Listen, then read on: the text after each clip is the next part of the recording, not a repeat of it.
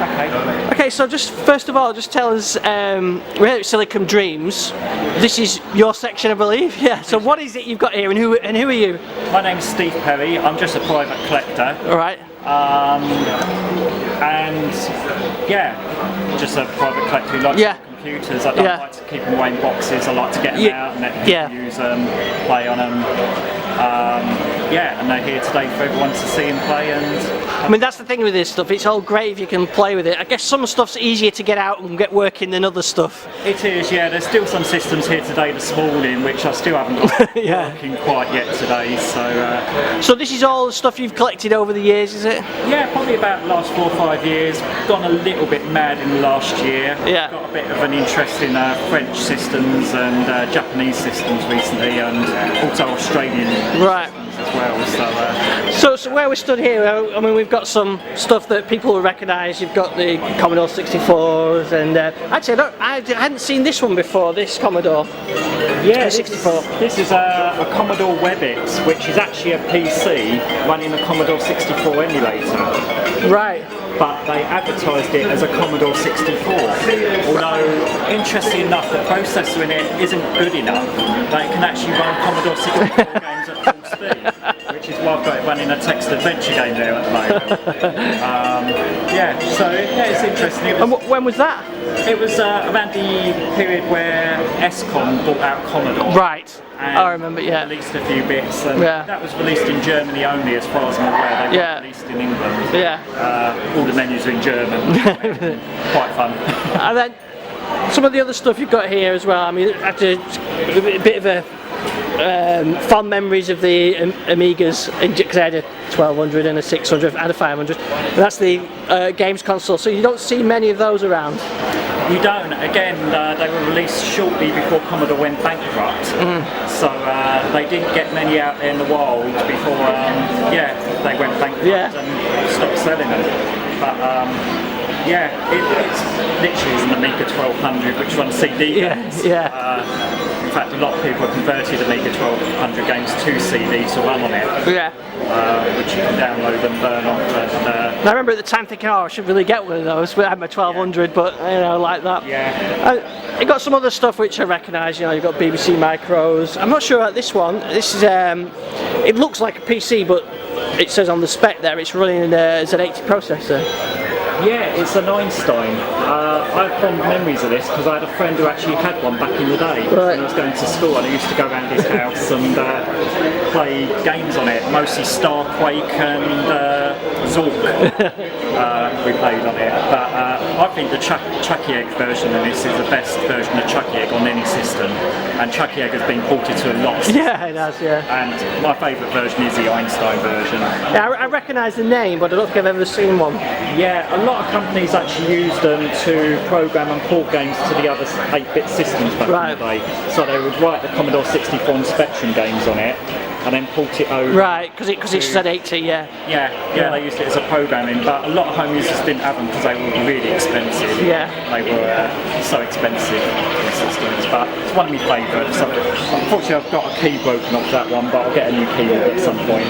And next to it is one we were just talking about before we started recording, the Sam Coupe actually, and as a Spectrum user, it kind of a sad story almost, really, on the Coupe. It is, yeah. It just came too late in the day when they started releasing the 16-bit systems like the Amiga 1200 and the Atari ST, and then they released this 8-bit system at the same time, and of course everyone wants to go 16-bit and move on, but it is a Super Spectrum. It is backward compatible with Spectrum. You can play Spectrum games. So you could load 48K games on there. You can, They need a little bit of conversion and twiddling and tweaking, especially with the joystick interfaces and stuff like that. But So I mean, it was a machine that kind of passed ownership, wasn't it? I remember it going bankrupt and went from one company to another company as they tried to relaunch it. Yeah, it went bankrupt. The same company bought themselves back basically when it first went bankrupt, and then the second time they went bankrupt, another company bought them out, and they just faded into obscurity. And in 1998, they just ceased to exist and ceased to be. And but there are still other companies making spare parts for these. The membrane went on this when I bought it, so I had to buy a new keyboard membrane. So you can still get spare parts and things from it to and like the Quasar card here, which is what the game's loading off the SD card. Right. So there is still a use base for them. Yeah. So what other machines have we got here that you think are a bit unusual? I've seen this one here, this Action Max. This one looks like some kind of light pen. Light gun game. Yeah. It's literally a TV DVD light gun game, and I actually picked something there. It flashed red. It's very unreliable. There's one that was taken to a retro show a while back, and they couldn't get it to work either. But it was back in the day when you had videotapes. It came with a videotape game. You would plug it and connect it all up. Yeah. And it didn't really take off. Not many games released for it. The games weren't very good quality. But I suppose at the time you would never get graphics like that, so You wouldn't, yeah. no. So the video is playing the background, and then the console is controlling the the targeting. It links up to it. This thing, there's a flash and light up here in the corner, and then this thing here sort of senses it. Yeah. And what else have we got here then? You think that's sort of interesting to see? Philips systems. Yeah, an MSX2. Yeah. Very big in Japan, of course. Yeah. Also quite big in Europe and France and countries like that, but never really made it over to England, which is a shame because there's some fantastic games on it. And the quality of the games is really good as well. And I remember the MSX, the original MSX, because there was a music version of it. We had it at our school with a keyboard and everything else. It had the music chip in it. Yeah. They've got a good music chip in them as well. Yeah. But again, one of my favourites. Good, nice games on that. So. And then going around here, anything we should have a look at here? We've got the Panasonic Q, which is probably the best looking console out there. Very shiny, very nice. Yeah, it looks like a hi-fi kind of. Yeah, it's actually a DVD player as well. It plays DVDs, plays audio, CDs with MP3s. It's literally a GameCube. Panasonic had a special agreement with Nintendo that if they supplied the drives for their GameCube, they could create their own hybrid system which had GameCube game compatibility, and this is where this came out. But sales were very low, and after a few years they stopped making them. Right. But it's always something the collector wants because they just look so nice, and nice system. Yeah. A lot of people think this one here is a Master System 2, but it's actually a Master System 3, which was released in Brazil. Sega had an agreement with a company called Tectoy. They're also in England as well, Tectoy, but they had an agreement to release Sega consoles and equipment over there, so they released a Master System 3. Right. So we're getting a bit of rarity. Yeah. Nice little picture of Sonic etched on it. There. Oh yeah. And the Game Gear? Yeah, Game Gear, slightly modified with TV output, and so you can also plug a Mega Drive controller into it. Right. So I bought that one pre-modified from someone in France, which is quite nice, a little different. Sega ST3000, which again they were released in France and Japan. Yeah. Quite a nice little system.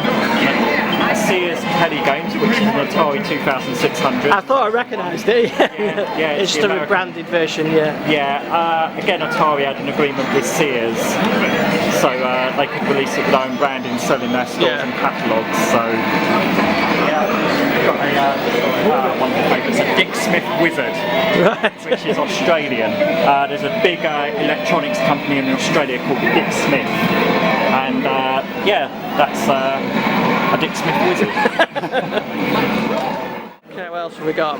Got a Video Pack 7401, which is actually the French version, the French release. Right. And it's got the voice module in it. Nothing related to the BBC television show though. It just adds voice audio to some of the games, so they speak and got speech to them. So interesting add-on in that, which makes it look huge. Got the Gig Leonardo, which is actually an Arcadia 2001 clone. Right. Again, fun little system. I don't recognise that one, I've got to say. Although this rings a bell, Grandstand. Yeah, it's a clone of, well, not a clone, it's an official license of the Fairchild Channel F, Right. which is one of the first cartridge-based game systems released in America back in the day. So yeah, it's around second generation Atari 2600 time. And that's running a nice multi-cart in it as well. Yeah, multi-games on it. Okay, what else? Which direction? This one? Yeah, it gets a bit boring. Yeah, okay. I've got Sharp X68000, which is a Japanese only system. Right. Got some fantastic games on it. Most of the games are almost arcade quality, almost arcade-like. You think some of the games are the arcade versions. So is it a games console, this, or is it a sort of computer that obviously you play games on?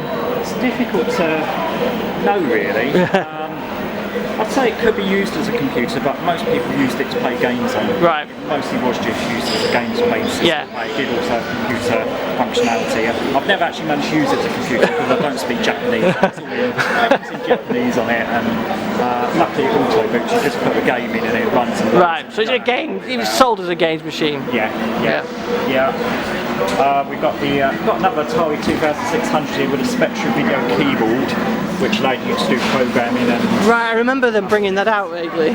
Yeah, a lot of companies announced them, but only Spectra Video actually released them in the end. So this was a thing I remember. You know, turn your console into a computer. Yeah, I think it was also so the children could get their parents to buy the system, educational device. Yeah, I need this for school. Yeah, I need this for school. It's got a keyboard, it can do programming. Yeah. But of course, they mostly were used to play games. So yeah, another interesting piece of history there. Got some French systems now. Right. Philips ones. I don't know too much about these actually, because all the information about them is in French. And, there's not too much history about them either. Got a Philips VG5000, a Hector 2HR Plus. The name rings a bell on this, but yeah, originally a company called Victor released them. Right. And they renamed themselves to Hector. Again, it's a system I don't know an awful lot about. I'm sure there's a lot of history to it, a lot of history about it, but one day I'll find out more about them. And, with a good old cassette drive on there as well. And many of the kids coming here today probably don't even know what that is. And we've got an Alice 90 here as well. Yeah, I was looking at this before. I don't recognise this at all. It's quite a unique design. What we're talking mid-80s on this? 83. 83, 84. It's the second release they did of it. They originally did a deal with Tandy and released something called an MC10, a Tandy MC10, and Alice also released one as well in France. Tandy released theirs in America, and then they re-released it with a better case design, a better keyboard, and released the Alice 90. And unfortunately this weekend I've had a bit of difficulty getting it to load games. It's very fussy games loader. So it's very fussy loading games. So I remember the thing with tapes, you had to get the volume right and and everything. And I'm also trying to combine it with modern technology of like a little MP3 player to load the games from WAV files. Rather than original tapes. It might be. I've had this about 2 weeks now.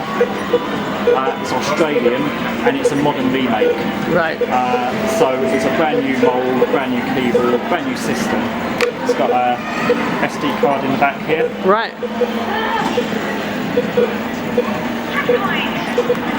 And originally back in the day, this was mostly an Australian school system. It's like the Australian BBC Micro. That's where I've heard it for, most games were green screen games, most things were done with green screens on them. And I've got number 99 of 100 of the remakes. So there's only 2 in England apparently, and I think I might have the only working one at the moment because they've sent them out in kit form so you can solder them yourself. But luckily I did a little deal with them and they pre-made it for me. So, save you soldering it. Yeah, we soldering. I mean, soldering skills ain't brilliant, so I'm quite glad they did that. And we've got it here today working. Just a couple of NEC systems here, Turbo Duo and a Turbo Graphics. And the Pong running away there. Got a bit of Pong. Kids were well impressed with that one. 5.5 inch black and white tellies. Quite fun. Actually I think that's what they like, the little TVs on them. And Over here, that's a BBC Master System, is it? It is, yeah. That's running a competition here for Chucky Egg here today. High score competition. That one actually isn't one of my ones, that one.